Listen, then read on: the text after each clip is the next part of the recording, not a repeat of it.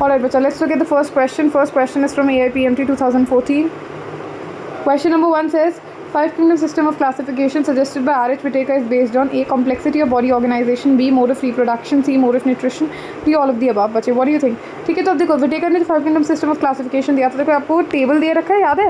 Biological classification खोलोगे, second आएगी, second page है, उस पर एक ऑरेंज कलर का टेबल बन रहा होगा, राइट? उसमें you know he is given various criterias on the basis of which he basically classified the body organisation, उसमें you know mode of nutrition, mode of reproduction, all of these features वो consider. तो main criteria classification के कहते हैं cell का structure क्या है, body organization, mode of nutrition, mode of reproduction, phylogenetic relationships, all of these were the criteria as considered by R.H. Whittaker, so all of the above will become the correct answer here.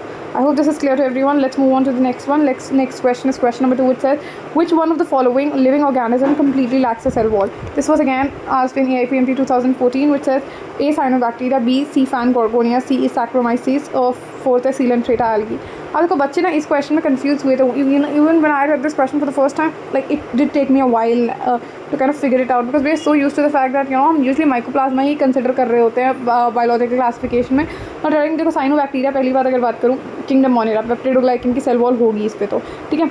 अगर मैं बात करूँ फिर सी fan की, सी fan है गॉर्गोनिया। अब sea fan Gorgonia belongs to phylum Coelenterata या फिर सीलेंट्रेटा या सीलेंट्रेटा या निडेरिया जो होता है। Sea fan Gorgonia is an animal is completely lack a cell wall, right? The completely lack a cell wall, option number 2 becomes the correct answer. ठीक है, फिर सैक्रोमाइसिस की बात करूँ, सैक्रोमाइसिस सर्विस है तो यीस्ट है, यीस्ट में फंगस का इतना सेल वॉल हो गया। सीलेंट्रेटा एल्गी की बात करूँ तो सीलेंट्रेटा कौन हो जाएगा? Coelenterata animal, algae but plant हो गया, तो may be you know coelenterata algae might refer to some member of kingdom protista, but because हमारे पास एक और वेल डिफाइंड आंसर है, so will go with option number 2। I hope that makes sense, right? Let's move on to the next question, which is question number 3.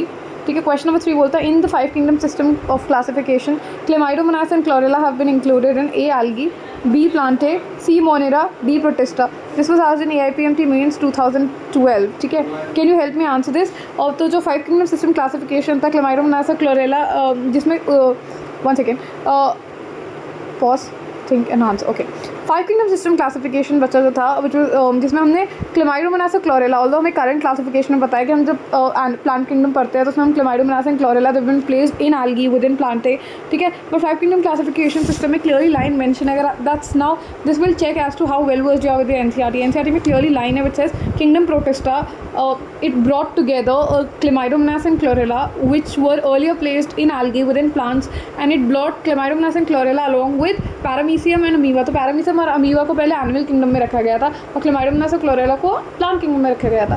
But Whittaker की five kingdom classification kind of brought all of them together and placed it in kingdom protista. तो हमें five kingdom classification और NCERT के हिसाब से answer करना है, सो option number 4 would be the correct answer। You can open up NCERTs and see it for yourself।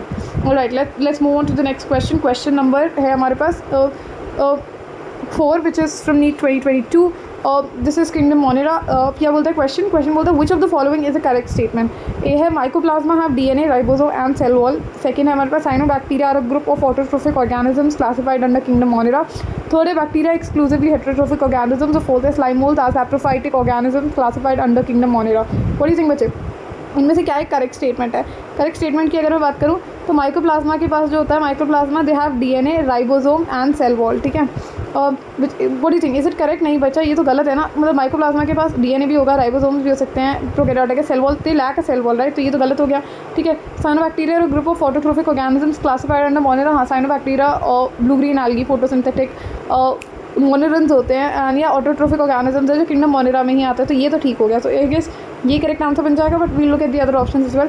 Bacteria exclusively heterotrophic organisms and exclusive heterotrophic नहीं है, although vast majority of bacteria से cline है if I am not mistaken. I guess जहाँ बोलते हैं कि like you know vast majority of bacteria heterotrophic, but exclusively सिर्फ heterotrophic थोड़ी है। और in fact bacteria show the most diverse metabolic rate, like सबसे वाइडेस्ट मेटाबॉलिक डाइवर्सिटी देखने को मिलती है। दे आर ऑटोट्रोफिक में भी यू नो फोटोसिंथेटिक ऑटोट्रोफ्स भी हैं, कीमोसिंथेटिक ऑटोट्रोफ भी, हेटेरोट्रोफिक में भी, हेटेरोट्रोफिक में पैरासिटिक भी हैं, सैप्रोफिटिक भी हैं, you know all of that stuff. तो काफ़ी रेंज है पूरी you know mode of nutrition में, तो ठीक है, तो ये भी गलत हो जाएगा। और लास्ट वाला slime moulds are saprophytic organisms classified under kingdom monera। Slimoes definitely saprophytic protist है, saprophytic organisms है but they are placed under kingdom protista not monera, right? तो ये भी गलत हो जाएगा। Let's move on to the next one। Next is question number 5 from NEET 2020 COVID re-exam। Question number 5 बोलता है which of the following is correct about cyanobacteria? क्या correct है about cyanobacteria? A, they are photo autotrophs, B है they lack heterosis, C है they often bloom in polluted water bodies, और fourth है they have chlorophyll similar to green plants. बच्चों what do you think, इनमें से कौन सा incorrect है, कौन सी स्टेटमेंट इनकरेक्ट है अबाउट साइनोबैक्टीरिया? साइनोबैक्टीरिया जो होते हैं दे आर साइनोबैक्टीरिया जो होते हैं they are photo autotrophs. Cyanobacteria क्या होता है, फोटो ऑटोट्रॉफ्स होते हैं, तो ये तो सही है बिल्कुल, फोटो ऑटोट्रॉफ्स होते हैं, करेक्ट। दे लैक हेटेरोसिस्ट, ठीक है, साइनोबैक्टीरिया लैक हेटेरोसिस्ट, यही गलत हो जाएगा ना बच्चा। साइनोबैक्टीरिया के पास तो अगर आप एनाबीना या नॉस्टॉक की बात करो, उनके पास तो हेटेरोसिस्ट होती है, उस हेटेरोसिस्ट की मदद से ही तो वो नाइट्रोजन फिक्सेशन कर पाते हैं, तो यही गलत हो जाएगा। हमें गलती तो बताना, जैसे option number 2 would be the correct answer. But we look at the remaining ones, they often bloom in polluted water bodies, yes cyanobacteria में क्लियरली एक स्टेटमेंट है कि साइनोबैक्टीरिया अक्सर ब्लूम करते हैं, यानी मल्टीप्लाई करते हैं पोल्यूटेड वाटर बॉडीज़ में, और उसके अलावा they often have chlorophyll similar to green plant, that's true. और क्लोरोफिल में भी कौन सा, क्लोरोफिल ए नॉट बी, याद रखना chlorophyll B is absent in cyanobacteria, सिर्फ क्लोरोफिल ए प्रेजेंट होता है which is similar to green plants. I hope this is clear to everyone. Okay, let's move on to the next one, which is question number 6. Question number 6 very interesting है काफ़ी. It's from NEET 2019 Odisha. Match the organisms in column 1 with habits in column 2. ठीक है, तो column 1 में जो organisms दे रखे हैं आपको उनको column 2 के साथ मैच करना है. column 1 में you have halophiles, thermoacidophiles, methanogens, cyanobacteria. column 2 में आपके पास है hot springs, aquatic environment, guts of ruminant animals and salty areas. ठीक है, अब आप मुझे बताओ halo means salt, right? halogens, salt producers, right? तो halophiles, phili means love, ठीक है, तो halophiles कहाँ पाए जाएंगे, salty areas में ही पाए जाएंगे, so A goes with 4, A goes with 4 in only one option, and option number 1 I think as to that becomes the correct answer apparently, but we look at the other ones as well. thermoacidophiles की बात करो, thermo is basically heat, acido, so thermoacidophiles basically कहाँ पाए जाएंगे, thermoacidophile hot sulfur springs में, like hot sulfur springs, so I guess B goes with 1. C methanogens की बात करूँ तो methanogens कहाँ पाए जाएंगे, the gut of ruminant animals, so C goes with 3. और cyanobacteria aquatic environment में, cyanobacteria aquatic environment terrestrial भी हो सकते हैं, बट यूजुअली cyanobacteria की हम बात करते हो ना तो बोल रखी है ऐसी लाइन कि cyanobacteria जो होते हैं like you no fresh water, marine water, terrestrial algae, मतलब सब जगह पाए जाते हैं, तो aquatic environment में, so D goes with 2 and that makes option number 1 the correct answer. Let's read question number 7. Question number 7 बच्चे बोलता है which of the following are found in extreme saline conditions. इनमें से क्या extremely saline condition में पाया जाता है, NEET 2017 का क्वेश्चन है. extremely saline condition में salty areas में A archaebacteria, B eubacteria, C cyanobacteria, D mycobacteria. What do you think बच्चे, इनमें से क्या extremely saline environments में पाया जाता है, archaebacteria. Option number 1 becomes the correct answer here. Let's move on to the next question. Next question है question number 8, which says which among the following are the smallest living cells known without a definite cell wall, pathogenic to plants as well as animals, and can survive without oxygen. A Pseudomonas, B mycoplasma, C nostoc और B है bacillus. ठीक है, अभी सारे के सारे actually में आप देखोगे तो है तो बैक्टीरिया ही सारे के सारे. ठीक है, इनमें से कौन सा स्मॉलेस्ट लिविंग सेल है, तो ये हिंट दे देना चाहिए. स्मॉलेस्ट लिविंग सेल सुनते ही माइक्रोप्लाज्मा शुड इंस्टेंटली क्लिक, वो क्लिक नहीं हो रहा, तो they are known without a definite cell wall, इनके पास सेल वॉल भी नहीं होती. Again mycoplasma should give you a hint. Pathogenic to plants as well as animals, ये माइक्रोप्लाज्मा में इनका एक लाइन भी है, I don't know how many of you read NCERT, but ध्यान से जिसने पढ़ी है might be able to completely relate with me. ठीक है, बिकॉज बच्चे ये वाली है छोटी छोटी की डिटेल देना, they tend to skip these detail. Mycoplasma में क्लियरली रिटन है mycoplasma they are pathogenic to both plants and animals, right. So yeah, so of course this is a no-brainer. Option number 2 becomes the correct answer here. I hope this is clear to everyone. Moving on to the next question, which is question number 9, which says methanogens belong to. Now this is from NEET 2016 phase 2 paper.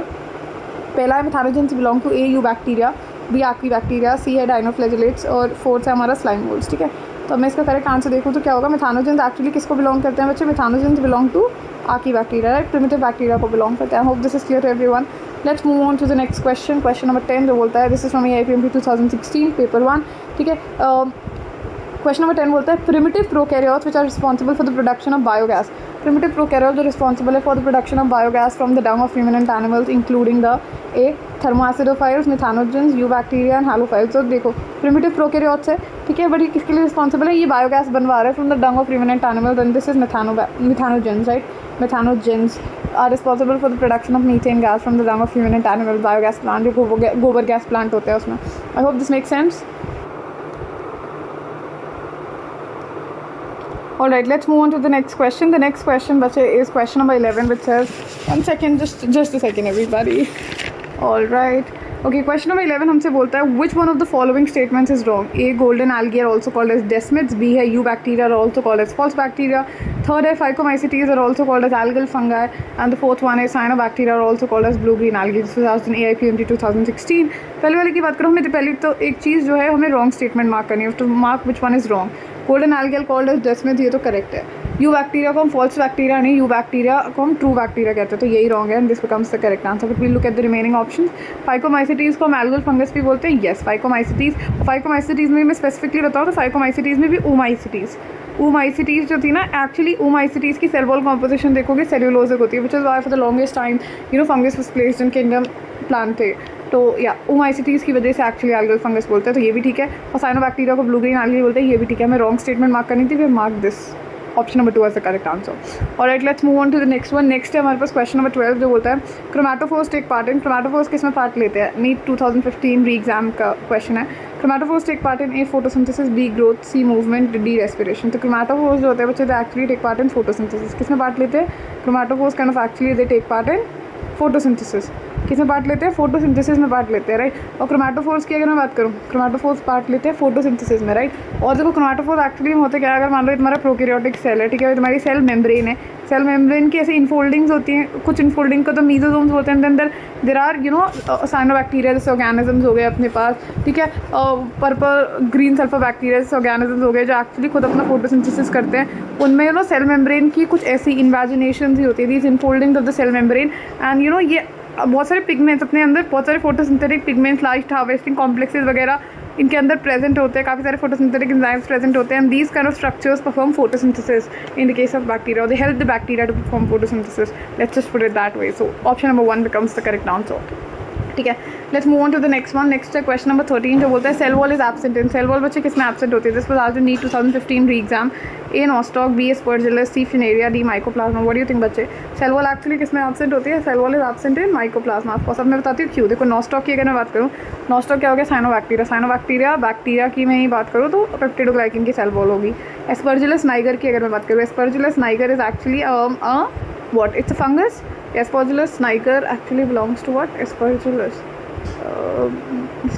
niger, right? Aspergillus, what is that? One second. Mushrooms are called as aspergillus? Yes. No. One second. Camp station aspergillus. What are mushrooms called? One second. Aspergillus नहीं, अच्छा mushrooms तो agaricus होता है. I am so sorry. Aspergillus but हाँ fungus तो होती है. Aspergillus is a fungus and it belongs to, aspergillus niger belongs to ascomycetes. Ascomycetes हो गया अपना, या एस्कोमाइसिटीज तो फंगस हो गई ना, तो काइटिनस सेल वॉल होगी इसमें तो होगी. फ्यूनेरिया की अगर मैं बात करूँ, फ्यूनेरिया ब्रायोफाइटा को बिलोंग करती है. याद है ब्रायोफाइट्स में हमने मोसिस की एग्जाम्पल याद की थी, SPF. I taught you in the काम कोर्स, राइट. काम कोर्स में हमने पूरा पढ़ा था, right. S stands for sphagnum, P stands for peat moss, नहीं sphagnum, polytrichum and funaria. So funaria actually में मॉस होती है. Moss is a member of kingdom plant. तो सेलुलोसिक सेल वॉल होगी. Mycoplasma is the only one which is the odd one out, right? So this becomes the correct answer. Let's move on to the next question. Next question है question number 14 जो बोलता है pick up the wrong statement. पहला है cell wall is absent in Animalia. Second है protists have photosynthetic and heterotrophic modes of nutrition. Third है some fungi are one second, focus. Question once again re-recorded. Question number 14 says pick up the wrong statement. पहला है cell wall is absent in Animalia. Second है protists have photosynthetic and heterotrophic modes of nutrition. Third है some fungus are edible. Fourth है nuclear membrane is actually present in Monera बच्चा. तो pick up the wrong statement. Cell wall absent होती है Animalia में, that's absolutely true. ठीक है. Protists have photosynthetic and heterotrophic modes of nutrition, ये भी ठीक है. हाँ protista हमें photosynthetic, autotrophic और heterotrophic mode of nutrition देखने को मिलता है, ये भी ठीक है. कुछ फंगस एडिबल होती हैं, some fungus not all, तो ये भी ठीक है. रॉन्ग स्टेटमेंट बतानी है तो फिर तो फोर्थ ही बच्ची. Nuclear membrane is present in monera. Monera actually prokaryotes होते हैं. Prokaryotes, pro means before and karyon means nucleus. They do not have well defined membrane bound nucleus and membrane bound organelles. तो यही इनकरेक्ट हो जाएगा. Option number 4 becomes the correct answer here. Let's move on to the next question. Next question है question number 15 जो बोलता है the guts of cows and buffalo possesses A fucus species, B chlorella species, C methanogens, D cyanobacteria. This was asked in NEET 2015. तो जो गट होती है, the gut of cows and buffaloes, ruminant animals हम बोलते हैं ना, र्यूमिनेंट एनिमल्स, ठीक है. ये वो करते हैं, अपना खाना चबाते रहते हैं, राइट. र्यूमिनेंट एनिमल्स की अगर मैं बात करूँ, खाना सभी चबाते हैं. जैसे the kind of keep, what is that word if I am not wrong, is it curdling, is it what? If I am not wrong it's called curdling only, right? तो ये जो काउस और बफलोज होते हैं, इनकी guts में क्या present होता है? They have methanogens, right? Methanogens actually kind of help them in the digestion of cellulose, because ये चारा वारा चरी वरी खाते हैं which is actually plant based, तो सेल्यूलोज को डाइजेस्ट करने में टाइम लगता है, so methanogens kind of help in the digestion of cellulose. I hope that makes sense.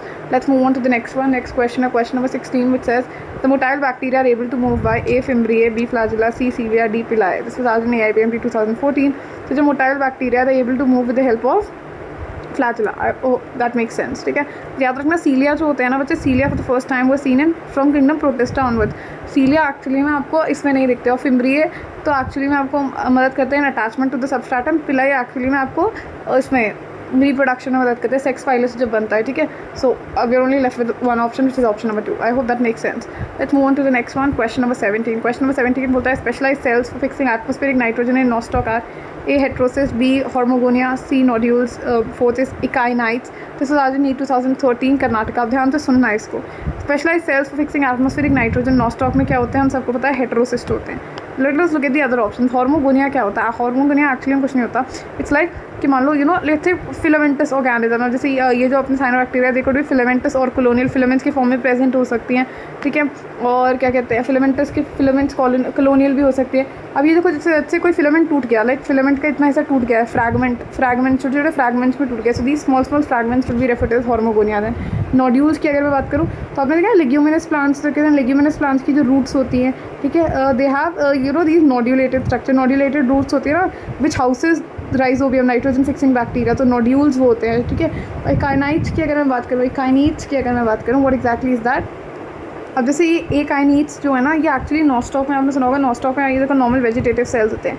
Normal vegetative cell से थोड़ा सा बड़ा होता है, थोड़ा सा रिलेटिवली बड़ा होता है, काफ़ी थिक वॉल्ड होता है, इसमें बहुत ज़्यादा एक्स्ट्रा फूड रिजर्व होता है. Basically a cell, it's a non motile dormant cell, which kind of helps in unfavourable condition. तो अनफेवरेबल कंडीशन है वेजिटेटिव सेल को, तो vegetative cell normal regular vegetative cell जो नॉस्टॉक की बॉडी में था उससे थोड़ा सा बड़ा होता है साइज में, और काफ़ी थिक वॉल होती है इसके अराउंड, डोर्मेंट होता है, डोर्मेंट स्टेज में लाकर होता है, बहुत सारा फूड भरा हुआ होता है इसके अंदर.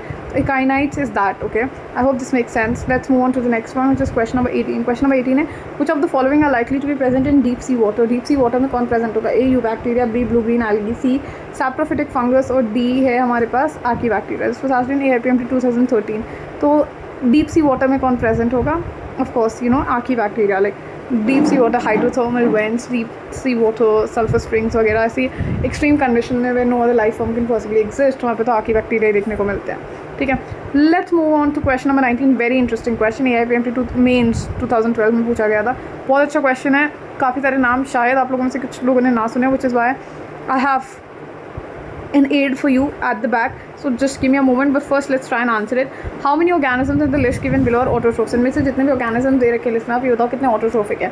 A है lactobacillus, then we have nostoc, then we have Cara, then we have nitrosomonas, then we have nitrobacter, then we have streptomyces, saccharomyces, trypanosoma, porphyra, wolffia. What do you think बच्चे? इनमें से कितने organisms हैं जो autotrophic है? lactobacillus heterotrophic है, nostoc और anabina cyanobacteria होते हैं autotrophic होंगे. Cara, what is Cara? Can you tell me? Cara is actually algae. Chara actually में algae होती है, राइट. नाइट्रोसोमोनास बैक्टीरिया है, nitrobacter bacteria, Streptomyces bacteria, saccharomyces cerevisiae yeast, heterotrophic ना. ट्राइपेनोसोमा क्या होता है मुझे बता सकते हो? फ्लैजिलेटेड प्रोटोजोन है, फ्लैजिलेटेड प्रोटोजोन, राइट. पोरफायरा क्या होता है? पोरफायरा अपना हो गया, पोरफायरा क्या था यार, मैं भूल गई एकदम से. पोरफायरा अपना ही क्या यार, I guess porphyra blue algae है, रेड एल्गो या एल्गी ना अपना. ये G2 P2 एकदम से एग्जाम्पल्स क्लिक नहीं करते. G2 P2 this was Gelidium था, और क्या था दूसरा यार? Porphyra. Oh my God, I am just forgetting it, just give me a moment. What was it?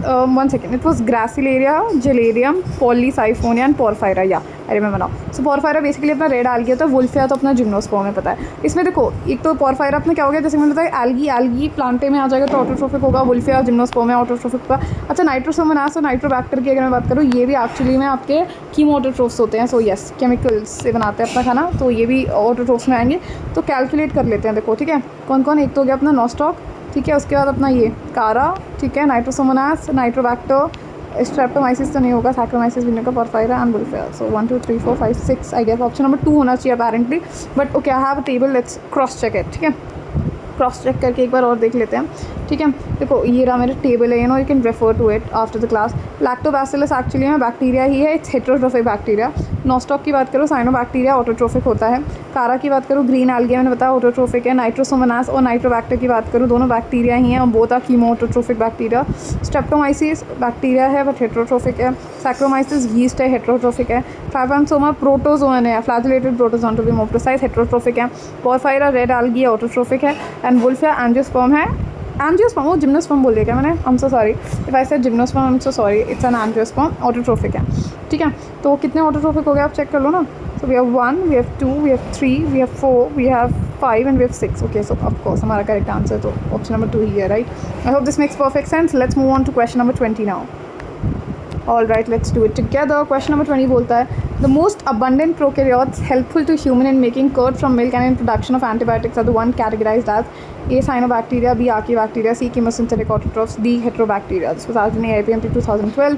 तो सबसे ज़्यादा abundant prokaryotes, सबसे ज़्यादा पाए जाने वाले prokaryotes very helpful to human beings और मदद करते हैं making कर्ड बनाते हैं मिल्क से, तो मिल्क को कर्ड में कन्वर्ट करने में मदद करते हैं, एंटीबायोटिक्स की प्रोडक्शन में काम आते हैं। They are usually heterotrophic bacteria. Heterotrophic bacteria में लाइन भी दे रखी है नीचे, हेट्रोट्रोफिक बैक्टीरिया सबसे ज़्यादा अबंडेंट प्रोकैरियोट्स हैं। Vast majority of bacteria are actually heterotrophic, right. Very very helpful to human being. जैसे लैक्टोबैसिलस जो कर्ड मेकिंग में यूज़ होता है, हेट्रोट्रोफिक है एक्चुअली में। एंटीबायोटिक्स के लिए आप ले लो स्ट्रेप्टोमाइसिन, ये ले लो स्ट्रेप्टोमाइसिन, ले लो ये स्ट्रेप्टोमाइसिन ले लो आप। ये सारे बैक्टीरिया जो होते हैं kind of they're all heterotrophic in nature. I hope this makes perfect sense. Let's move on to the next question. Question number 21 now.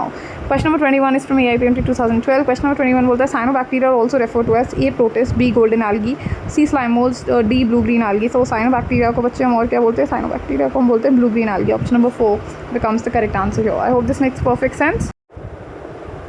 Alright, let's move on to the next question now. बच्चे next question is question number 22. Question number 22 क्या बोलता है? Question number 22 बोलता है which one single organism or pair of organisms is correctly assigned to its or their named taxonomic group? ठीक है, Paramecium and Plasmodium belong to the same kingdom as that of Penicillium.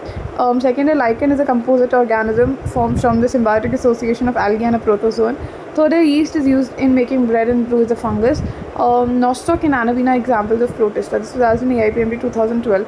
What do we have to do? We have to mark which single organism or pair of organism they are correctly assigned to their groups. ठीक है, correctly उनका group के साथ उनको categorise किया गया। जैसे paramecium और प्लास्मोडियम की बात करो, पैरामीशियम क्या है, सिलिएटेड प्रोटोजोन, और प्लास्मोडियम क्या है, एक्चुअली स्पोरोजोन। पैरामीशियम और प्लास्मोडियम जो हैं they belong to the same kingdom as that of Penicillium. Paramecium और प्लास्मोडियम अगर प्रोटोजोन्स हैं, ठीक है, प्रोटोजोन्स हैं बेसिकली, अगर ये they belong to kingdom Protista, right, and Penicillium belongs to the kingdom of fungus, so no they do not belong to the same. तो ये तो गलत नहीं, तो ये तो इनकरेक्ट हो जाएगा। नेक्स्ट है lichen is a composite organism form from the symbiotic association of algae and protozoan. Lichen एक कंपोजिट, एक मिक्स्ड ऑर्गेनिज्म है जो किसकी सिम्बायोटिक एसोसिएशन से बनता है, एल्गी और फंगस, नॉट एल्गी और प्रोटोजोन, तो ये तो गलत हो गया। फिर नेक्स्ट है yeast which is used in making bread and brew is a fungus. Yes, yeast Saccharomyces cerevisiae ये जो एक्चुअली ब्रेड मेकिंग और ब्रूरी यानी इसको ब्रूअर्स यीस्ट भी होते हैं ना, अल्कोहलिक बेवरेजेस बनाने में भी यूज़ होती है, वो एक फंगस है। यस, ये यीस्ट फंगस है, दिस इज करेक्ट। ठीक है, लास्ट है नॉस्टॉक और एनाबीना जो है the example of protista, know the example of kingdom Monera, और उसमें भी साइनोबैक्टीरिया का एग्जाम्पल है। सो the correct answer would be what, the correct answer would be option number 3. Option number 3, 1 second, let me choose a better color. Yeast. Okay, I hope this is clear to everyone. Let's move on to the next question. Next question है question number 23 जो बोलता है maximum nutritional diversity is found in the group. सबसे ज़्यादा widest metabolic diversity, nutritional diversity आपको कौन से group में देखने को मिलती है? A fungus, B animalia, C monera, D plantae. This was asked in AIPMT 2012। तो हमको सबको पता है, NCERT की समरी में भी देखोगे या फिर अगर आपने NCERT पढ़ी है तो आप उसमें भी देखोगे तो क्लियरली मेंशन के Monera, members of kingdom Monera they show the most extensive metabolic diversity, widest metabolic diversity होती है। देखो ना पूरी रेंज देखो, ऑटोट्रोफ्स भी हो सकते हैं, हेटरोट्रोफ्स भी हो सकते हैं। ऑटोट्रोफ्स में भी कीमोसिंथेटिक ऑटोट्रोफ्स भी हो सकते हैं और फोटोसिंथेटिक ऑटोट्रोफ्स भी हो सकते हैं। हेटरोट्रोफ्स में भी सैप्रोफिटिक भी हो सकते हैं, पैरासिटिक भी हो सकते हैं। So you can see the entire nutritional range, right, so it's huge, right. तो kingdom monera becomes the correct answer here. Let's move on to the next question. Next question है question number 24. Question number 24 is from NEET 2024 री-एग्ज़ाम जो हुआ था। Match list 1 with list 2। ठीक है, list 1 में आपको organism दे रखे हैं, लिस्ट 2 में आपको मोड ऑफ न्यूट्रिशन दे रखा है, मैच करना है। यूग्लिनॉइड्स, देन बी डाइनोफ्लैजिलेट, सी स्लाइम मोल्स, डी प्लास्मोडियम। अब बात करें यूग्लिनॉइड्स की, तो यूग्लिनॉइड्स बच्चे क्या होते हैं, they are mixotrophic mode of nutrition, यानी मतलब autotrophic in the presence of sunlight and heterotrophic in the absence of it, right? So they can switch between the photosynthetic and heterotrophic mode. So A goes with 4. A goes with 4. ठीक है, A goes with 4 in all the 3 options. पहला तो हट गया, ठीक है. Next है dinoflagellates की. अगर मैं बात करूँ डायनोफ्लैजिलेट्स किस में आता है, डायटम. तो डस्ट में तो डायनोफ्लैजिलेट्स है plant like protist. Plant like protist यानी फोटोसिंथेटिक, अपना खाना खुद बनाते हैं, right. So they have photosynthetic pigments, अपना खाना खुद बना सकते हैं. B goes with 3. B goes with 3 and only one option, and that makes option number 3 the correct answer. But we'll look at the other ones as well. Slime molds जो होते हैं बच्चे, फंगस लाइक प्रोटिस्ट. तो ये कैसे होंगे actually? Slime mould because fungus like protist होते हैं सैप्रोफिटिक. C goes with 2. और लास्ट है प्लाज्मोडियम. प्लाज्मोडियम में भी मलेरियल पैरासाइट प्लाज्मोडियम की मैंने बात की है, और वो हम सबको पता है जो प्लाज्मोडियम होता है मलेरियल पैरासाइट है. इनफैक्ट जितने भी ये स्पोरोजोन्स हैं, राइट, ये sporozoans they kind of have an infectious spore like stage. तो ये पैरासिटिक होता है, पैरासाइट्स होते हैं. सो D goes with 1 and that apparently makes option number 3 the correct answer. ठीक है, तो बच्चा आपका करेक्ट आंसर क्या हो जाएगा? करेक्ट आंसर हो जाएगा option number 3. I hope that's clear to everyone. Let's move on to the next question. Question number 25. Question number 25 बच्चे है from the year NEET 2018. Select the wrong statement. तो आप please पे emphasis on the word wrong. आपको गलत statement बतानी है, ठीक है. पहला है cell wall is present in the members of fungus and plantae. Second है mushrooms belong to Basidiomycetes. Third is pseudopodia and are locomotory and feeding structures and sporozoans. और fourth है mitochondria are the powerhouse of the cell in all the kingdoms except Monera. तो पढ़ते हैं wrong statement. Cell walls होती है present होती है in members of fungus and plant. That's absolutely true, right. Fungal मतलब किंगडम फंगस में chitinous cell wall होती है और किंगडम प्लांट में सेलुलोसिक सेल वॉल होती है. ये तो दोनों में प्रेजेंट होती है, तो गलत नहीं होगा. Mushrooms belong to basidiomycetes. Yes, basidiomycetes के कॉमन मेंबर्स है. मशरूम्स हो गए आपके पास, उसके बाद ये पफ बॉल्स हो गए. All of these belong to basidiomycetes. Mushrooms का एक्चुअली हम बोलते क्या है? मशरूम का गैरिकस है. Agaricus mushrooms belong to basidiomycetes, ये भी ठीक है. Pseudopodia, locomotory and feeding structures and sporozoans. Sporozoans क्या होते हैं? जो हमारे एनिमल लाइक प्रोटिस्ट है, 4 कैटेगरीज में हमने डिवाइड करते हैं, राइट. वे amoeboid protozoan, ciliated protozoan, then flagellated and then sporozoan. तो स्पोरोजोन्स जो होते हैं, no they do not have pseudopodia. In fact it's amoeba और अमीबॉइड प्रोटोजोन्स जो होते हैं उनमें सूडोपोरिया, लोकोमोटरी और फीडिंग स्ट्रक्चर्स होते हैं. Not in sporozoans but in amoeboid protozoans, ठीक है. तो यही इनकरेक्ट है statement. So I guess this becomes the correct answer. If you look at the last one, mitochondria जो होता है वो power house of the cell है in all kingdoms except Monera. Of course Monera prokaryotic organisms आ जाएंगे सारे. Prokaryotes की cell में mitochondria होता ही नहीं है. Instead of mitochondria they have a structure which is very homologous to mitochondria, which is referred to as mesosomes, right? So yeah, this is also correct. हमें incorrect बताना था, वो हमने ऑलरेडी बता दिया, ऑप्शन नंबर 3. ठीक है, let's move on to the next question. Next question है question number 26 from the year NEET 2018, जो बोलता है which one of the following organisms are known as chief producers in the ocean? Chief producers of the ocean क्या है? A dinoflagellates, B diatoms, C cyanobacteria और D euglenoids. बच्चे बताओ इनमें से कौन से organisms are known as chief producers in the ocean? Chief producers of the ocean क्या हैं? They are actually referred to as diatoms. Diatoms are chief producers of the ocean, right? Yeah. तो मतलब पूरे ओशनिक में aquatic environment में तो पूरा food chain start करते हैं, दर एक्चुअली डायटम्स ही हैं, ठीक है. उसके बाद अगर मैं बात करूँ नेक्स्ट क्वेश्चन की, next question is question number 27 which is from NEET 2016 phase 2 paper, ठीक है. Select the wrong statement. Walls of diatoms are easily destructible. Diatomaceous earth is formed by the cell walls of diatoms. Third है diatoms are the chief producers in the ocean. Fourth है diatoms are microscopic and float passively in water currents. Wrong statement बतानी है बच्चे, हमें क्या बतानी है? 1 minute रुक जाओ. You have to mark the wrong statement, right. अब देखो पहला है walls of diatoms are easily destructible. नहीं, ये गलत हो जाएगा. This is the wrong statement. I tell you why and why do I say so. Diatoms की जो वॉल होती है ना, वो हम सबको पता है वॉल किस फॉर्म में प्रेजेंट होती है. यू नो ऐसे सोप बॉक्स लाइक अपीयरेंस होती है सेल वॉल की. You know there like soap, ये तो ऐसा एक्चुअली दिखा है. सोप बॉक्स की सॉर्ट ऑफ अपीयरेंस होती है, like you know there is a soap box kind of appearance. जो ऊपर वाले जो ढक्कन होता है उसको देखो, इसको ऐसा कुछ इस तरीके से अगर मैं बताऊँ तो ये ऊपर का ढक्कन है, ठीक है, ऊपर का ढक्कन, ठीक है.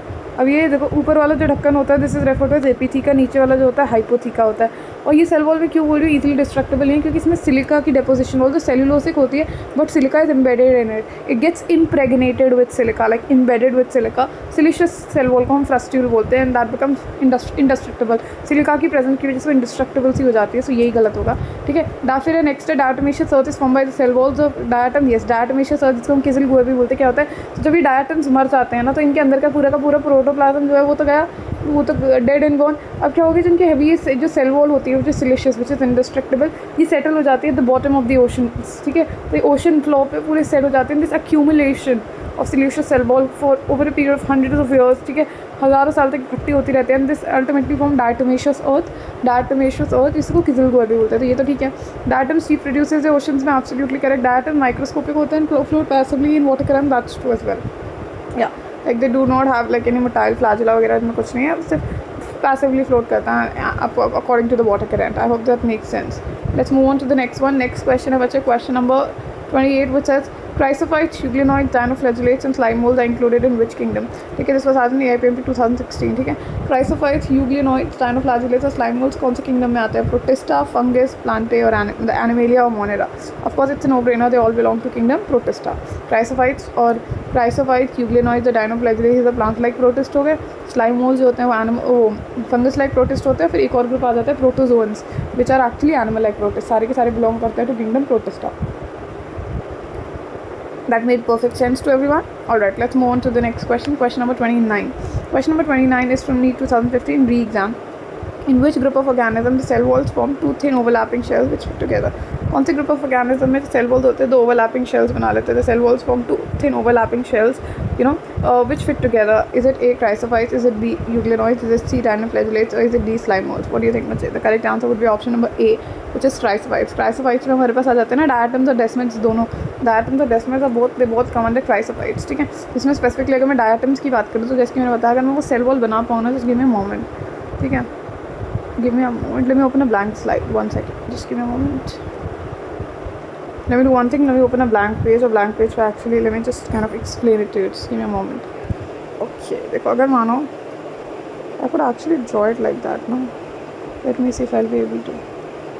ठीक है, अब मानो अगर मान लो लेट्स से देखो नीचे वाला जो आपने सोप बॉक्स अपीयरेंस तो देखी होगी ना. देखो सोप बॉक्स के नीचे वाला जो पार्ट होता है वो कुछ ऐसा दिखता है. ठीक है, नीचे वाला. ठीक है, और उसके ऊपर ढक्कन होता है.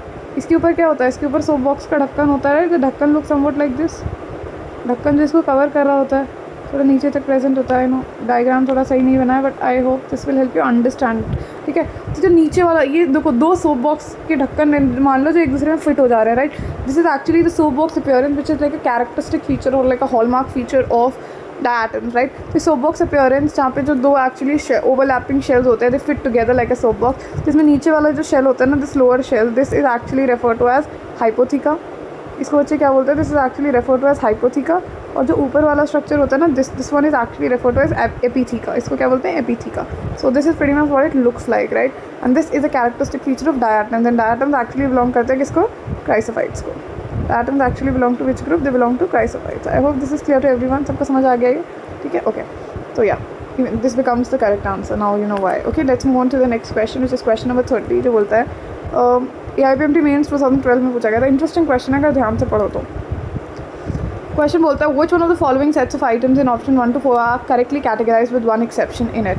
ठीक है, इनमें से कौन से सेट ऑफ आइटम्स है 1 से 4 में अगर आप देखो जो करेक्टली आपने मैच किए गए, लाइक द करेक्टली कैटेगराइज, सिर्फ एक एक्सेप्शन है. ठीक है, करेक्ट कैटेगरी आपको देखो बतानी है. So let's do it together. तो काफ़ी इंटरेस्टिंग क्वेश्चन है. Let's dive deeper. ओके, अब देखो यहाँ पे आपको आइटम्स दे रखे हैं, आपको कैटेगरी दे रखी है, आपको एक्सेप्शन दे रखा है. आपको बताना है तीनों में से कौन से मतलब किसके तीनों करेक्ट है. राइट, सो पहले में आपको दे रखा है कैंगरू, कोआला एंड वुम्बैट. ठीक है, वुम्बैट वंस अगेन दोबारा ऐसे करते हैं.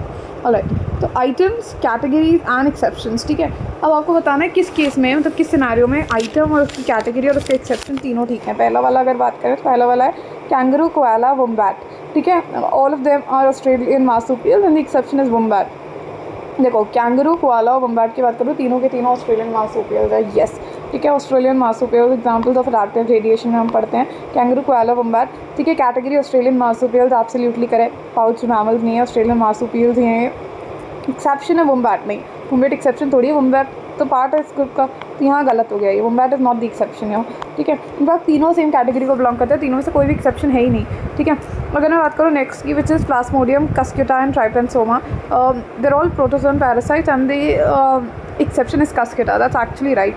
प्लाज्मोडियम, कस्क्यूटा, ट्राइपेनसोमा की अगर मैं बात करूँ तो प्लाज्मोडियम, कस्क्यूटा और ट्राइपेनसोमा में अगर मैं प्लाज्मोडियम की बात करूँ, प्लाज्मोडियम जो मलेरियल पैरासाइट है जिसमें falciparum, vivax, oval, malaria species, और ट्राइपेनसोमा जो एक्चुअली स्लीपिंग सिकनेस कॉज करता है. तो दे आर बोथ प्रोटोजोन्स में आ जाता है. ये एक्चुअली स्पोरोजोन है और ये फ्लैजिलेटेड प्रोटोजोन है.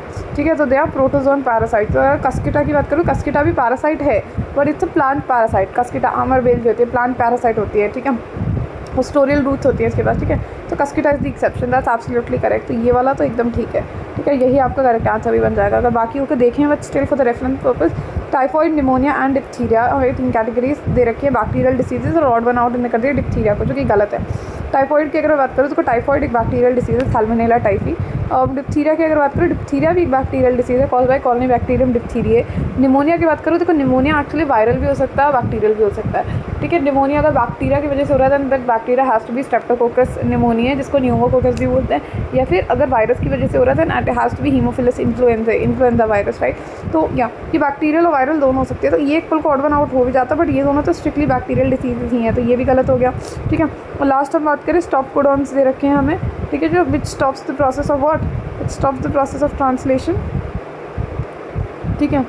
अब देखो, हाँ, अब क्या है यहाँ पे UAA, UAG और UGA, ठीक है, ये तीनों की तीनों स्टॉप कोडॉन है, और UAG एक्चुअली इसका एक्सेप्शन नहीं है, in fact they all 3 belong to the same category, ठीक है, तीनों की तीनों स्टॉप कोडॉन है, तो ये भी गलत हो जाएगा और ये भी गलत हो जाएगा।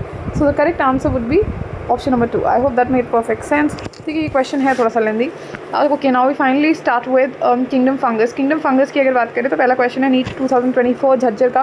क्वेश्चन नंबर 31 बोलता है the asexual spores of deuteromycetes are. Asexual spores deuteromycetes में कौन से होते हैं? A planospores, B conidia, C zoospores और डी बेसिडियोस्पोर्स। बच्चे व्हाट डू यू थिंक? तो जो एसेक्सुअल स्पोर्स आपको ड्यूटेरोमाइसिटीज में देखने को मिलते हैं, they are actually referred as conidia, right. Conidia are a feature of they are asexual spores which are seen in ascomycetes, और ड्यूटेरोमाइसिटीज में भी जो एसेक्सुअल स्पोर्स दिखते हैं वो कुनीरिया होते हैं, exogenously produced on conidiophores, right. I hope that made sense. Let's move on to question number 32 जो बोलता है, which is from NEET 2024 again। और क्वेश्चन नंबर 32 बोलता है which one of the following is not a criteria for classification of fungus। इनमें से कौन सा क्राइटेरिया नहीं है for classification of fungus, ठीक है। Mode of nutrition, mode of spore formation, fruiting body और morphology of the mycelium. What do you think बच्चे? तो इनमें से कौन सा क्राइटेरिया नहीं है जो लोग लेते हैं या फिर जो एनसीईआरटी लेती है फॉर क्लासिफाइंग फंगस?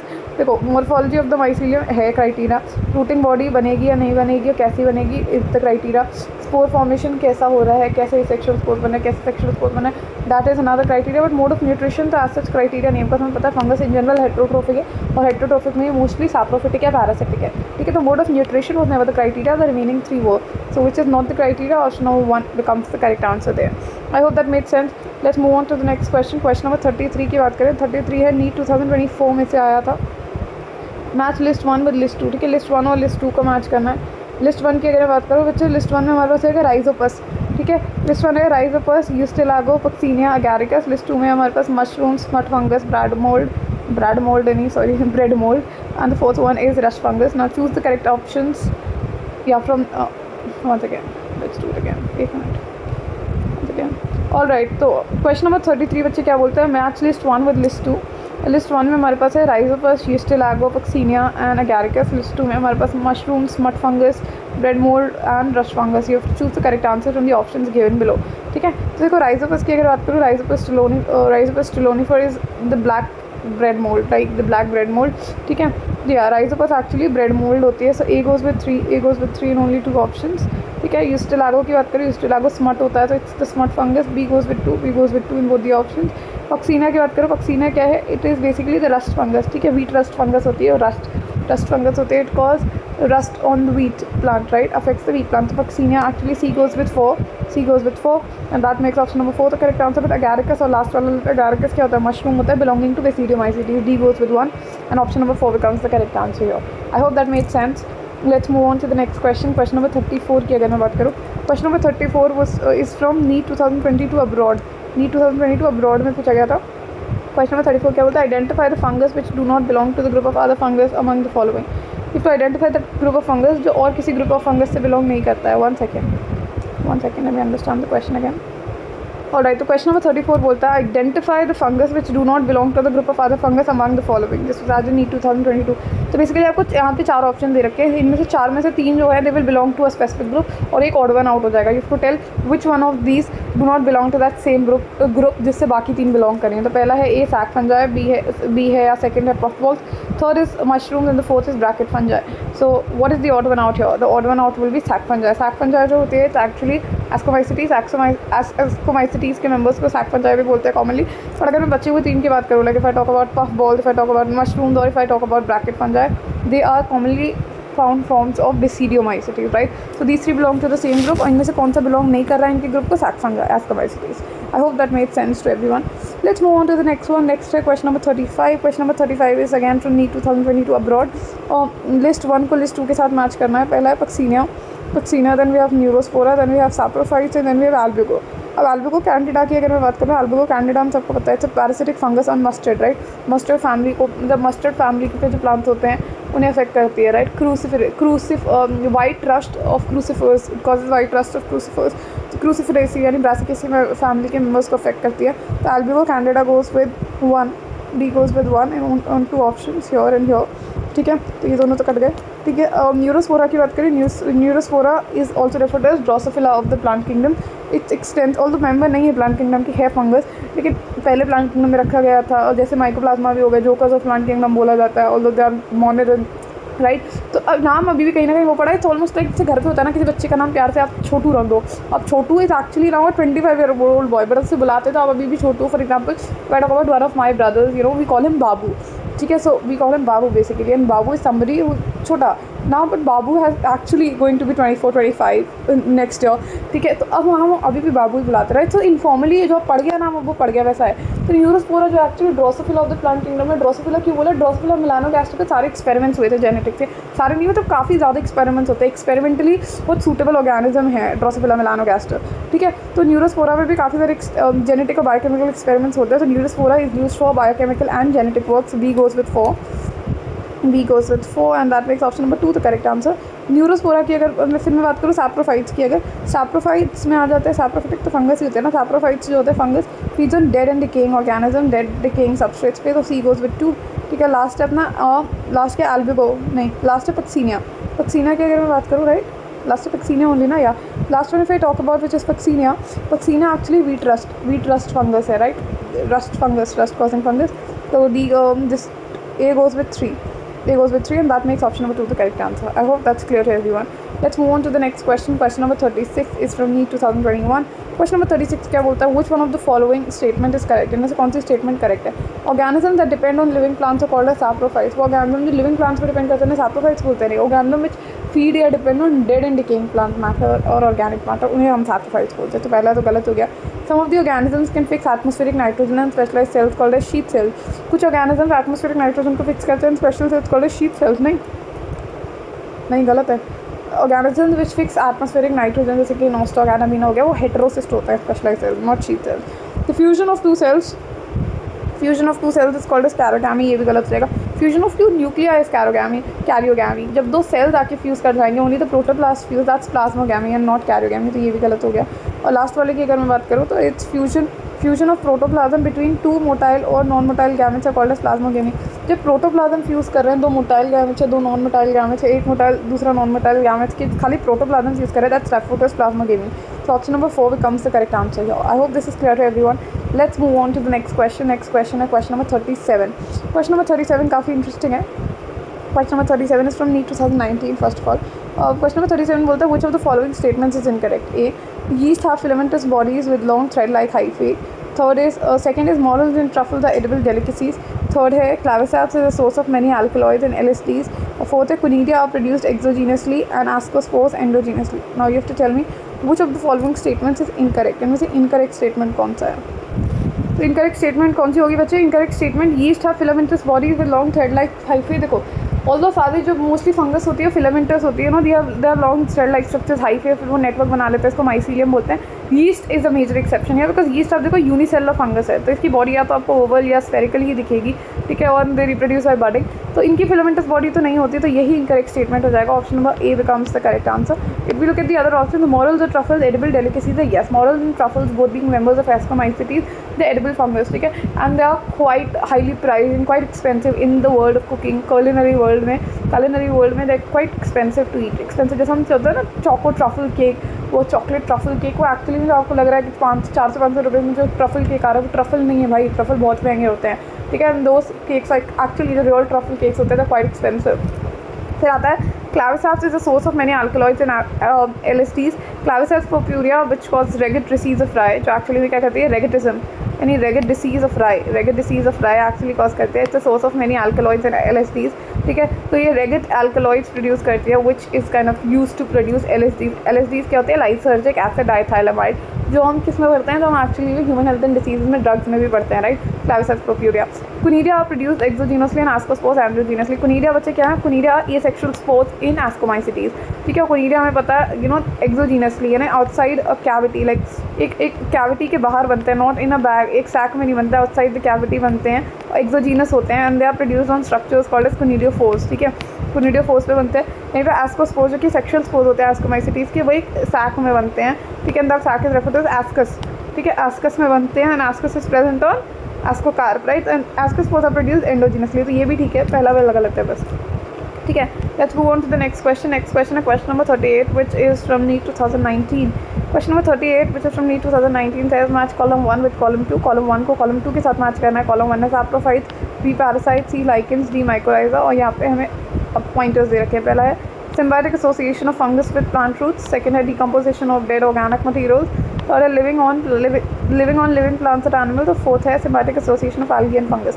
देखो symbiotic association of algae और fungus सुनते ही आपके दिमाग में आ गया lichens, right? Symbiotic association algae fungus की होती है lichens. So C goes with 4 in only one option and that makes option number 1 the correct answer. We look at the others as well. Saprophytic की अगर बात करो, saprophyte जो होते हैं they feed on dead organic material, right. वो decompose करते हैं डेड ऑर्गेनिक मटीरियल को. सो ए गोज विद 2. बी की अगर बात करो पैरासाइट्स क्या होते हैं? पैरासाइट्स जो होती है वो जिंदा, मतलब they need host for their survival, और होस्ट जिंदा ही होना चाहिए ऑफ कोर्स. तो पैरासाइट्स जो होती है they live on living plants and animals. B goes with 3. और लास्ट है माइकोराइजा क्या है? Symbiotic association between fungus and roots of higher plants. So D goes with 1 and that apparently makes option number 1 the correct answer. I hope that's clear to every single one of you बच्चे. Let's move on to the next question which is question number 39. This is from NEET 2018. ठीक है, क्या बोलता है question? Let's have a look. Which among the following is not a prokaryote? Which among the following is not a prokaryote? इनमें से कौन सा prokaryote नहीं है? A Saccharomyces, B Mycobacterium, C Nostoc और D is Oscillatoria. What do you think बच्चे? इनमें से कौन सा प्रोकैरियोट नहीं है? It's not a prokaryote. Saccharomyces, Mycobacterium, Nostoc और Oscillatoria. What do you think? Of course Saccharomyces ओवेसी है. यूनिसेलर भले ही यूनिसेलर फंगस है, ठीक है, यूनिसेलर फंगस है, इसको यीस्ट बोलते हैं, but it's not a prokaryote. वहीं पे अगर मैं बाकियों की बात करूँ, माइकोबैक्टीरियम, ठीक है, और या फिर नॉस्टॉक की बात करूँ, ऑसिलोटोरिया की बात करूँ, ये सारे तो बैक्टीरिया ही है ना. They are all prokaryotic. So not a prokaryote में option number 1 becomes the correct answer. ठीक है, let's move on to the next question. Question number 40 which is from NEET 2018. It says after karyogamy followed by meiosis, spores are produced exogenously in A. neurospora, B. alternaria, C. agaricus और fourth है Saccharomyces cerevisiae. What do you think बच्चे? Can you tell me? Karyogamy हो गई एक बार, मतलब मान लो अगर देखो सबसे पहले तो क्या होगी? प्लाज्मागैमी होगी. दो जो सेल्स होंगे of 2 different strains they will come together, they will fuse. Only the protoplasm will fuse, the nuclei won't, right, for some time. ये डाइकैरियोन फेज होता है. फिर इवेंचुअली क्या होगा? कैरियोगैमी भी हो जाएगी, न्यूक्लियाई भी फ्यूज़ कर जाएंगे. अब क्या होगा? न्यूक्लियाई फ्यूज़ हो गया तो ये डिप्लॉइड हो गया. अब डिप्लॉइड के बाद ये हैप्लॉइड होगा बाय मियोसिस. ठीक है, स्पोर्स बनेंगे. और स्पोर्स एक्सोजीनसली किस में बनते हैं? स्पोर्स जो होते हैं एक्सोजीनसली बनेंगे सैक्रोमाइसिस में या न्यूरोस्पोरा में? Come on tell me. I would want, देखो सैक्रोमाइसिस सर्विसी की अगर मैं बात करूँ तो स्पोर फॉर्मेशन ऐसा होती ही नहीं है यीस्ट में, राइट. सैक्रोमाइसिस में आपको बडिंग दिखती है. Neurospora would be the correct answer. और Neurospora why is the correct answer? देखो अगैरिकस मशरूम्स होते हैं, बेसिडियोमाइसिटीज में एक्चुअली में एसेक्सुअल स्पोर्स बनते ही नहीं है. ऑल्टरनेरिया की अगर मैं बात करूँ, कोलिटोट्राइकम, ऑल्टरनेरिया और ट्राइकोडर्मा, ये क्या है? ड्यूटेरोमाइसिटीज़ हैं. ड्यूटेरोमाइसिटीज़ में भी एसेक्सुअल स्पोर्स बनते हैं ना. They produce asexual spores actually में. ऑल्टरनेरिया एक्चुअली ड्यूटेरोमाइसिटीज़ में भी तो कोनिडिया बनते हैं. Conidia spores are produce exogenously in Alternaria as well. दिया यहाँ से कट कर दिया, आगे का रिकॉर्ड कर लिया. ठीक है, आगे का कंटिन्यू कर. अब देख कैरियोगैमी की अगर बात करूँ, कैरियोगैमी के बाद अगर मियोसिस होती है तो स्पोर्स एक्सोजीनसली किस में बनते हैं? देखो अगर इसका आंसर हमें देखना हो तो इट्स वेरी वेरी क्लियर. पहली बात तो आंसर अगैरिकस होगा. और क्यों अगैरिकस होगा? I also tell you that Agaricus होते हैं मशरूम्स बिलोंगिंग टू बेसिडियोमाइसिटीज. ठीक है, now if you look at the options I tell you. देखो न्यूरोस्पोरा की बात करूँ या मैं सैक्रोमाइसिस की बात करूँ, बोथ आर एस्कोमाइसिटीज़. एस्कोमाइसिटीज़ में जो सेक्शुअल स्पोर्स होते हैं बच्चे, वो होते हैं ascospores. They are ascospores, right. और एस्कोस्पोर्स जो होते हैं दे प्रोड्यूस एंडोजीनियसली. वो एंडोजीनियसली बनते हैं एक सैक में, एक कवरिंग के अंदर, जिसको हम बोलते हैं एस्कस. ठीक है, एस्कस में बनते हैं. ठीक है, फिर अगर यहीं पे मैं बात करूँ इसकी ऑल्टरनेरिया जो ऑल्टरनेरिया है it's actually a member of deuteromycetes. और deuteromycetes are known for the asexual reproduction. यहाँ पर हम कैरियोगेमी की बात करें, यानी हम सेक्सुअल स्पोर्स की बात करें, तो ऑल्टरनेरिया में से एसेक्सुअल स्पोर्स के नाम पे कोनिडिया होते हैं। सेक्सुअल स्पोर्स तो दिखते ही नहीं है, इनमें सेक्सुअल रिप्रोडक्शन तो हिडन होता है ना, which is why the refer to as fungi imperfect है। बट यहीं पे अगर एगैरिकस या मशरूम्स की अगर मैं बात करूँ, एगैरिकस या mushroom belonging to basidiomycetes. Basidiomycetes में आपने देखा जो बॉडी होती है, फ्रूटिंग बॉडी इज बेसिडियोकार्प, उसके अंदर स्ट्रक्चर जो उसका आखिरी सेल होता है, ठीक है। जैसे मशरूम की अगर आप बात करो, तो मशरूम जो आप खा रहे हो तो एक्चुअली में आपकी फ्रूटिंग बॉडी खा रहे हो, which is basically the basidiocarp. Mushroom की अगर आप नीचे झाँक के देखोगे ना, तो गिल्स ऑफ द मशरूम जिन्हें कहते हैं, गिल्स पे जो आखिरी सेल होता है ना, वो होता है बेसिडियम, ठीक है। ये भी N+N वाली कंडीशन में ही होता है, ठीक है। N+N डाइकैरियन फेज में होता है। फिर उसमें क्या होता है, बेसिडियम, जो बेसिडियम आखिरी सेल है, बेसिडियम के अंदर के जो न्यूक्लियाई हैं वो फ्यूज़ कर जाते हैं, फ्यूज़ कर जाएंगे तो that will lead to a diploid condition, ठीक है। फिर डिप्लॉयड इसी बेसिडियम के अंदर फिर डिप्लॉयड से हैप्लॉयड करने के लिए मियोसिस होता है। तो कैरियोगेमी में मियोसिस बेसिडियम में होती है और यहाँ से बनते हैं 4 बेसिडियोस्पोर्स जो एक्सोजीनसली बनते हैं, right. So which is why Agaricus mushroom becomes the correct answer. I hope that made perfect sense to everyone, ठीक है। Let's move on to the next question, question number 41। Alright, so अब इसको answer, let's try and answer this. Question number 41 बोलता है which of the अरे यार what just happened, one second. Question number 41 says which one of the following is wrong for fungus? पहला है they are eukaryotic, B है all fungus possess a purely cellulosic cell wall, third है they are heterotrophic और fourth है they are both unicellular as well as multicellular. This was asked in 2016 phase 2 paper में। देखो wrong statement हमें बतानी है, to find the wrong statement out of, ठीक है। तो अब देखो सारे के सारे फंगस यूकैरियोटिक होते हैं, हाँ ये बात तो ठीक है। All fungus possess a purely cellulosic cell wall, ये गलत है। सारे फंगस में पहले होता है सेलुलोसिक सेल वॉल होती ही नहीं है। प्लस अगर इसको ऐसे भी दे रखा होता है ना, फंगस में काइटिनस सेल वॉल होती है, लेकिन अगर इसे ये भी दे रखा होता है ना all fungus possess a purely chitinous cell wall, वो भी गलत हो जाता है। बस ऊमाइसिटीज़ हमें पता है, ऊमाइसिटीज़ एल्गल फंगस जिसको बोलते हैं, उसको बोला ही एल्गी इसलिए गया था बिकॉज में सेलुलोसिक सेल वॉल होती है, राइट। तो ये गलत हो जाएगा ये, और यही हमें मार्क करना है, रॉन्ग स्टेटमेंट ही तो बतानी है। फिर फंगस हेटरोट्रोफिक होते हैं, येस दे आर सैप्रोफिटिक और पैरासिटिक, मतलब they can not make their own food. Achlorophyllous होते हैं, they are both unicellular as well as multicellular, ये भी ठीक है। यूनिसेलुलर में हमारे पास आ जाती है यीस्ट, ठीक है। और मल्टीसेलुलर के तो बाकी सारे तो मल्टीसेलुलर हैं, चाहे आप पेनिसिलियम ले लो, चाहे आप कोई भी ले लो, XYZ सारे मल्टीसेलुलर ही हैं, ठीक है। So I hope this is also clear to everyone. Let's move on to the next question, question number 42. अब question number 42 बच्चे क्या बोलते हैं, one of the major compound of cell wall of most fungus is A peptidoglycan, B cellulose, C hemicellulose और D chitin. This was asked in AIPMT 2016 NEET phase 1. तो बताओ major compound of cell wall of most fungus is what? It's actually chitin. Major compound होता है chitin. To some extent कुछ amount of all polysaccharides भी present होता है, but majorly chitin is cell wall होती है. I hope this is clear to everyone. Let's move on to the next question now. तो बच्चा वो क्वेश्चन कहाँ गया, one second, okay here wait is. Question number 43 की अगर मैं बात करूँ, क्वेश्चन नंबर 43 बोलता है the imperfect fungi which are decomposers of litter and help in mineral cycling belong to A deuteromycetes, B basidiomycetes, C phycomycetes and D ascomycetes. This was asked in NEET 2015 re exam.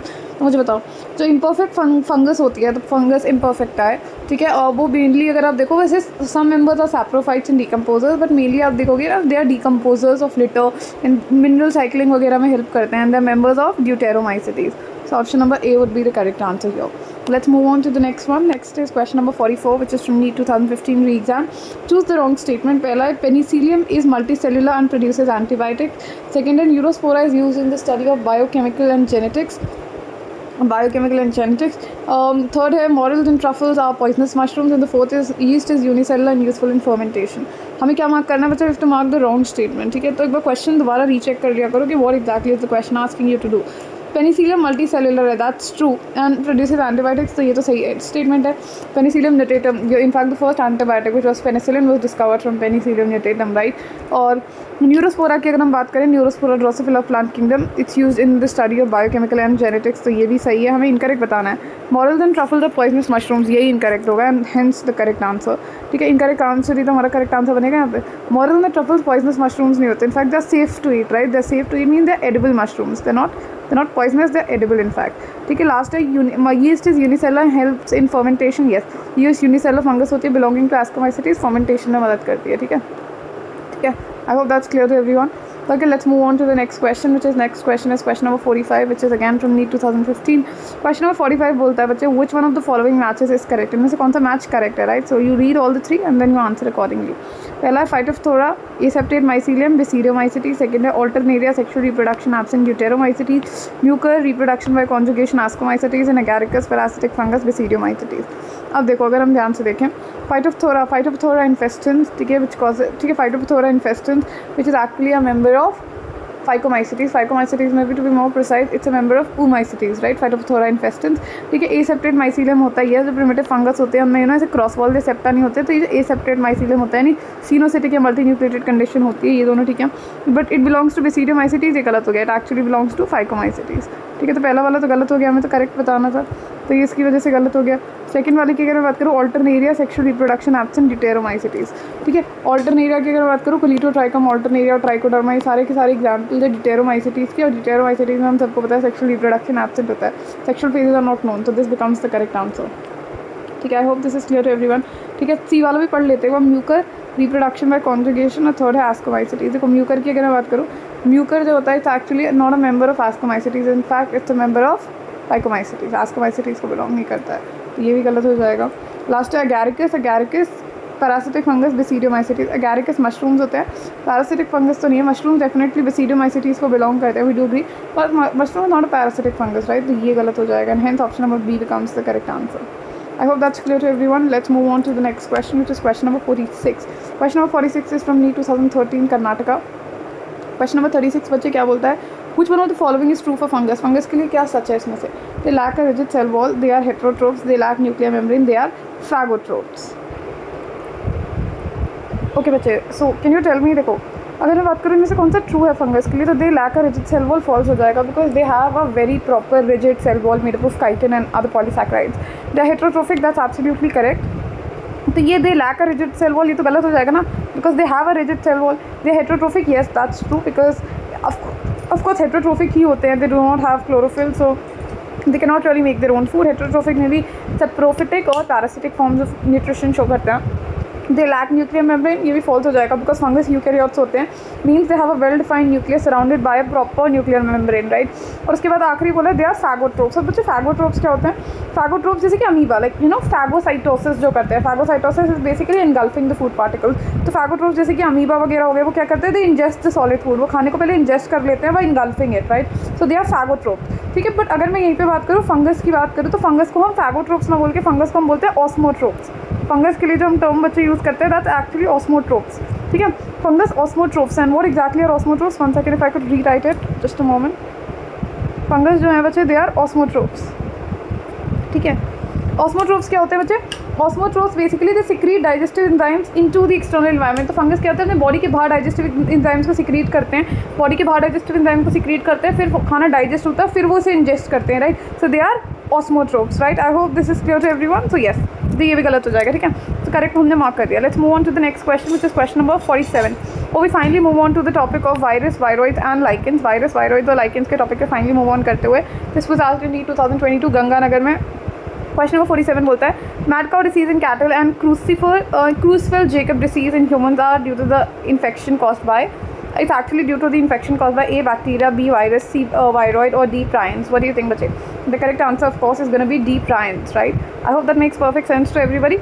Prions क्या होते हैं? Abnormally folded proteins होते हैं, right? What are prions? If I talk about prions क्या होते हैं? Prions होते हैं abnormally folded proteins बेसिकली. ठीक है, और ये क्या करते हैं? They actually cause a disease called as BSE, जिसको बोवाइन स्पॉन्जिफॉर्म एन्सेफेलोपैथी बोलते हैं, which is commonly called as mad cow disease in cattle. और इसी का एनालोगस वेरिएंट होता है जिसको हम क्रूसीफेल जेकब डिसीज बोलते हैं, जो ह्यूमन बींग्स में होता है. And it's actually cause by what? It's actually cause by prions. I hope that makes perfect sense to every single one who is studying.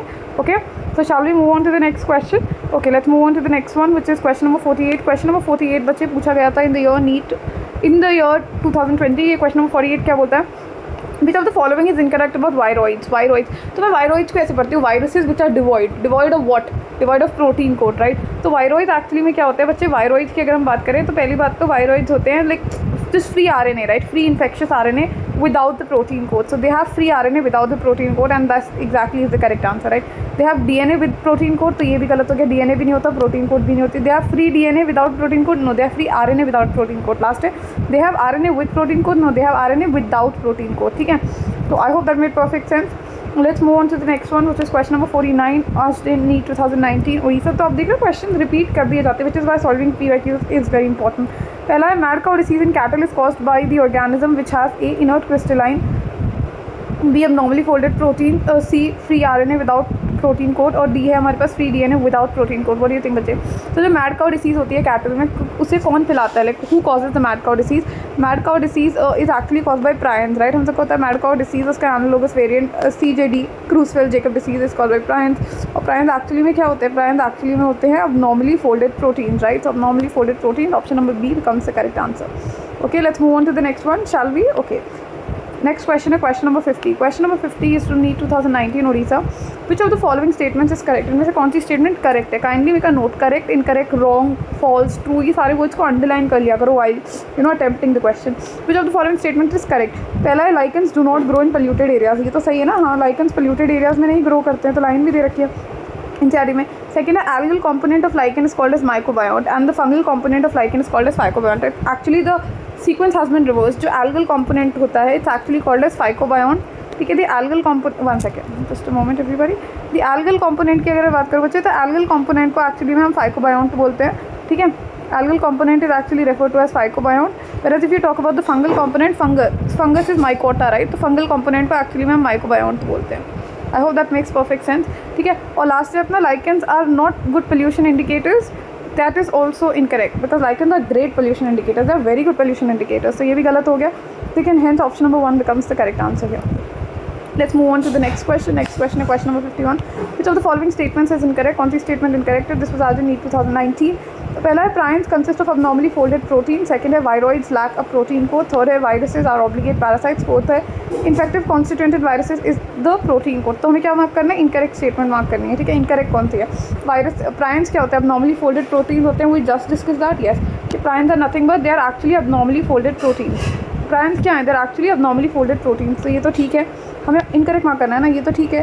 ठीक है. Viroids lack a protein code. That's true. मैंने क्या बोला? Viroids क्या होते हैं? Free RNA without the protein code. तो ये भी ठीक है.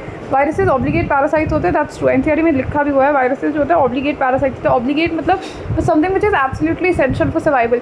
ये पैरासाइट्स की तरह ही रह सकते हैं. दे कैन ओनली, फिर कहते हैं वो एग्जिस्टेंस में ही तब आते हैं जब when they're present inside a living organism, be it a plant, be it a bacteria, animal. So they're only alive in the body of the host, right? तो obligate parasites हैं. That's true.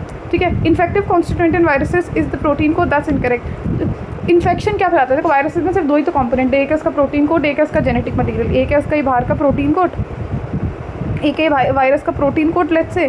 ठीक है. और एक है इसके अंदर present इसका जेनेटिक मटेरियल. ठीक है. अब ये बोल रहे हैं इसमें इन्फेक्शियस कॉन्स्टिट्यूएंट जो होता है वो प्रोटीन कोड है. क्या इन्फेक्शन जो होता है प्रोटीन कोड की वजह से होता है?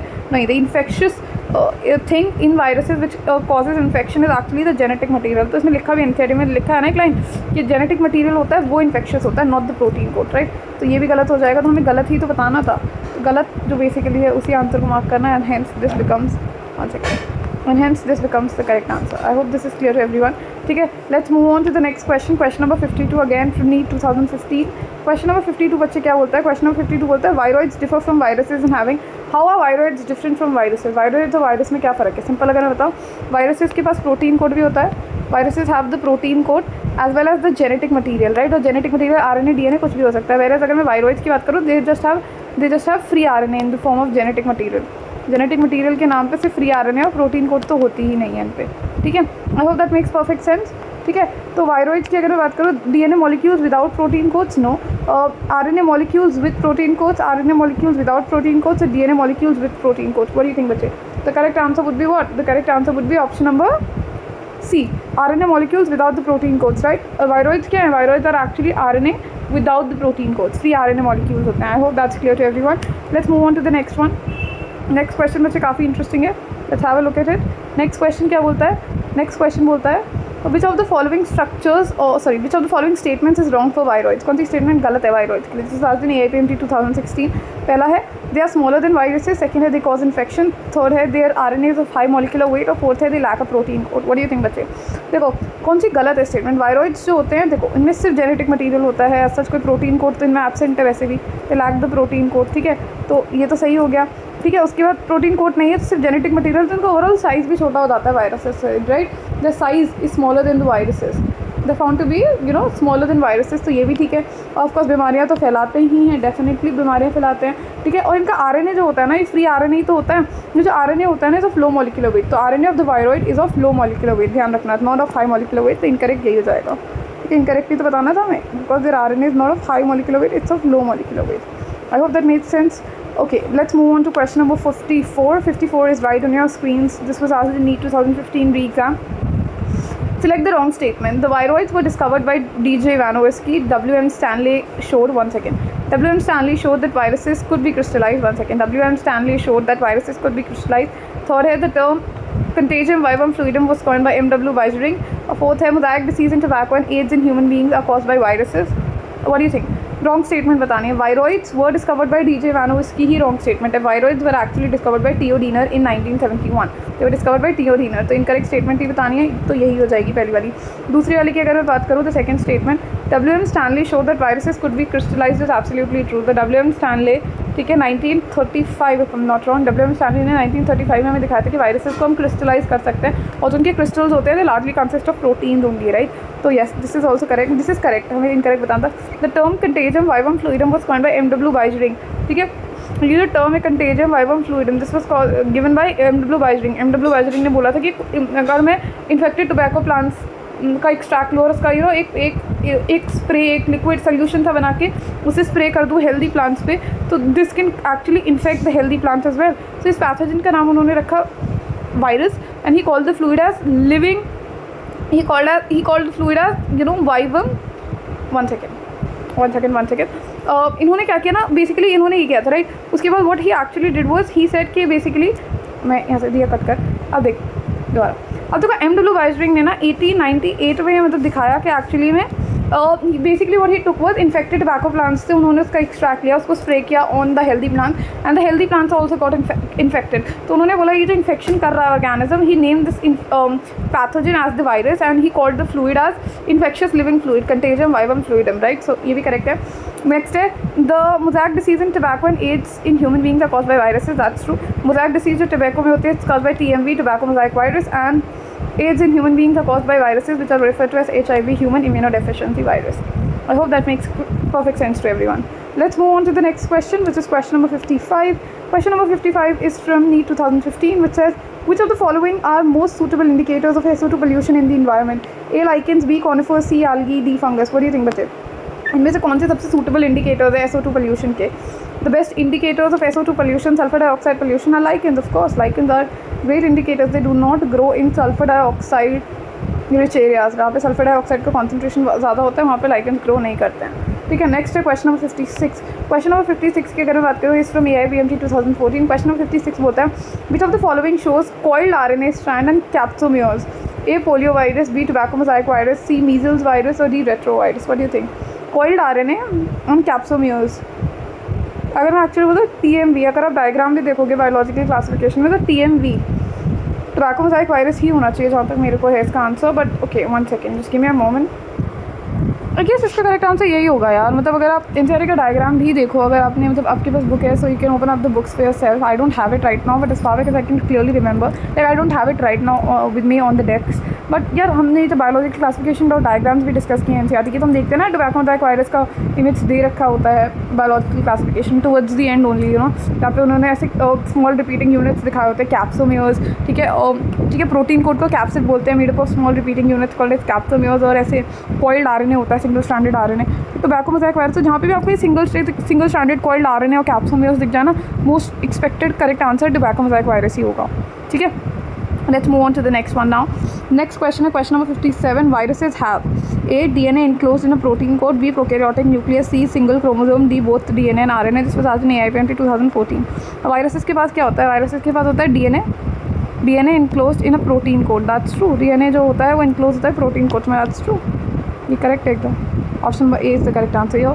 Let's move on to the next question. Next है, a location with luxuriant growth of lichens on the trees indicates that the trees are very healthy. Trees are heavily infested.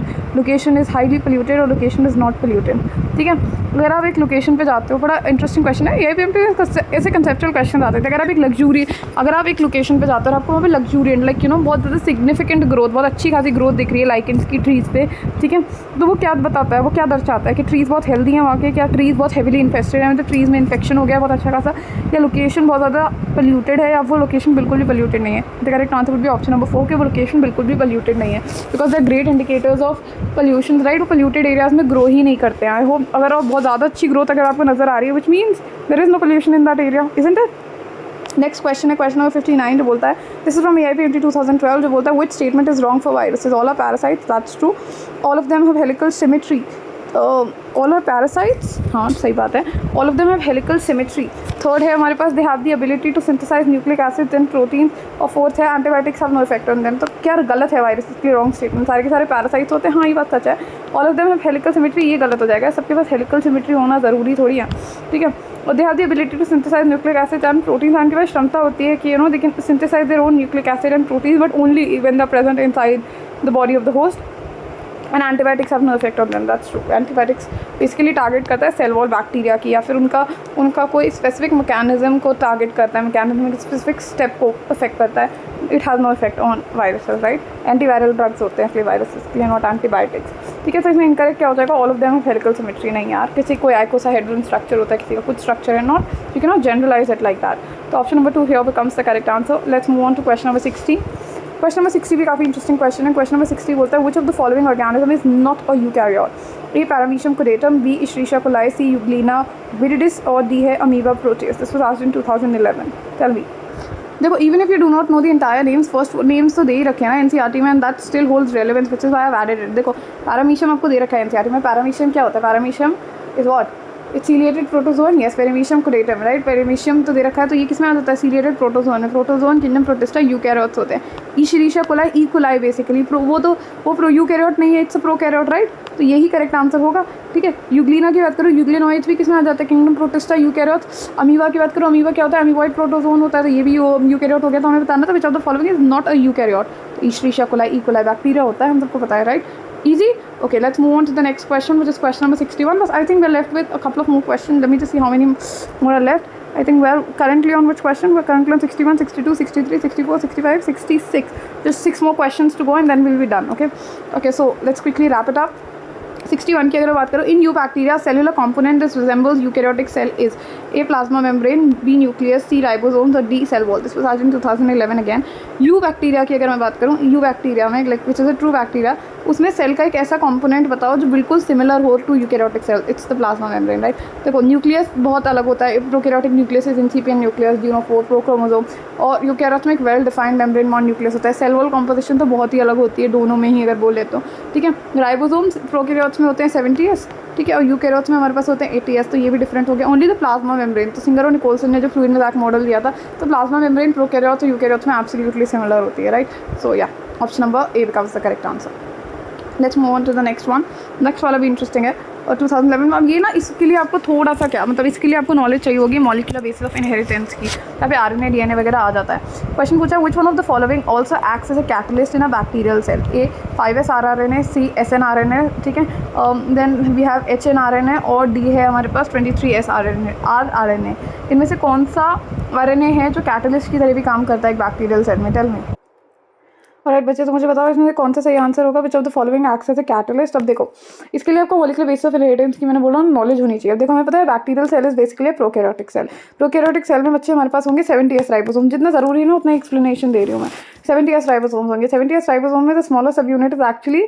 30s and the larger subunit is actually 50s I know 50 plus 30 मिलके 80 बनाएंगे बच्चों को लगेगा ये तो 80s होना चाहिए था बट इट्स एक्चुअली 70s अब ये सवाल सिर्फ वही बच्चे करेंगे directly are watching this particular video for the first time has no clue as to what 70s 80s is ठीक है यहाँ पे एक्चुअली में 70s क्यों आता है there's a reason behind it ठीक है and for that you'll have to refer to the detailed lectures but as I was saying तो स्मॉलर सब यूनिट होगी 30s लार्जर सब यूनिट होगी अपनी 50s ठीक है अब ये जब अपनी स्मॉलर सब यूनिट होती है तो 30s लार्जर सब यूनिट में थोड़ी ऐसे बनाते हो ये जो स्मॉलर सब यूनिट होती है ना उसका कंपोनेंट्स होते हैं वो भी छोटे छोटे वो कई सारे आरएनए और कई सारे प्रोटीन से मिलके बनी होती है इवन द लार्जर सब unit is made up of many RNA and protein तो ये जो 5s rRNA है 5s rRNA एक स्ट्रक्चरल कंपोनेंट है of the large ribosomal unit ये जो लार्जर यूनिट है 50s जो लार्जर सब यूनिट है 50s इसका एक कंपोनेंट होता है 5s rRNA तो it's a structural component and it does not possess any catalytic activity ठीक है तो ये तो क्लियरली एलिमिनेट हो जाएगा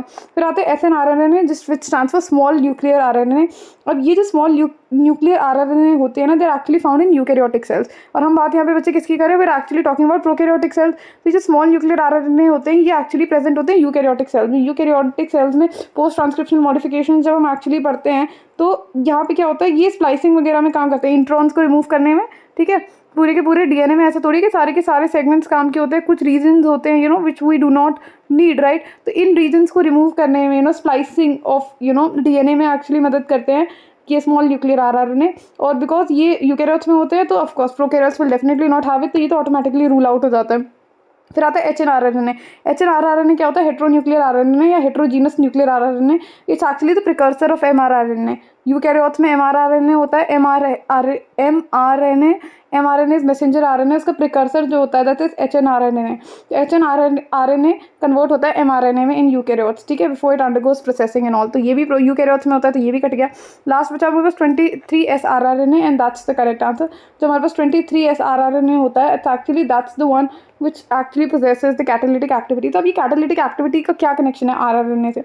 ऑल्सो हमें सबको पता है कि आरएनए बेसिकली क्या होता है, इट्स एक्चुअली न्यूक्लिक एसिड। और न्यूक्लिक एसिड यूजुअली किसके लिए रिस्पॉन्सिबल होते हैं? Nucleic acid responsible for they are basically the genetic और द हेरिडिटरी मटीरियल, ठीक है। बट कुछ आरएनए मॉलिक्यूल्स होते हैं which are also capable of catalysing chemical reaction, तो केमिकल रिएक्शन को भी कैटलाइज करा सकते हैं, right. Most of them they are responsible for passing the hereditary information genetic material की तरह करते हैं। बट कुछ आरएनए मॉलिक्यूल्स के पास वो कैटलिस्ट की तरह बिहेव करने की भी पावर होती है, दे बिहेव एज कैटलिस्ट, ठीक है। और उनको हम बोलते हैं ऐसे RNA which have the catalytic activity या एंजाइमेटिक एक्टिविटी, उनको हम राइबोजाइम्स बोलते हैं। और बैक्टीरियल सेल में जो 23S आरआरएनए है, द 23S आरआरएनए, ठीक है, 23S आरआरएनए जो है हमारे पास, इट्स अ वेरी इंपॉर्टेंट और एक बहुत अच्छा एग्जाम्पल है हमारे पास राइबोजाइम का, and it's a component of the larger सब unit of the bacterial ribosome. तो जो लार्जर सब यूनिट होती है तो 50S सब यूनिट, स्मॉलर तो 30S होगी, लार्जर 50S होगी। 50S सब यूनिट का स्ट्रक्चरल कॉम्पोनेंट भी है 23S आरआरएनए जो है, it's a component of the larger सब unit and it also has enzymatic activity. तो एक बहुत इंपॉर्टेंट एग्जाम्पल है राइबोजाइम का भी। सो option number D here becomes the correct answer. I hope this made perfect sense. Let's move on to the next question. Next question, question number 23. The pathogen Microsporum responsible for ringworm disease in human belongs to the same kingdom of organisms as that of A.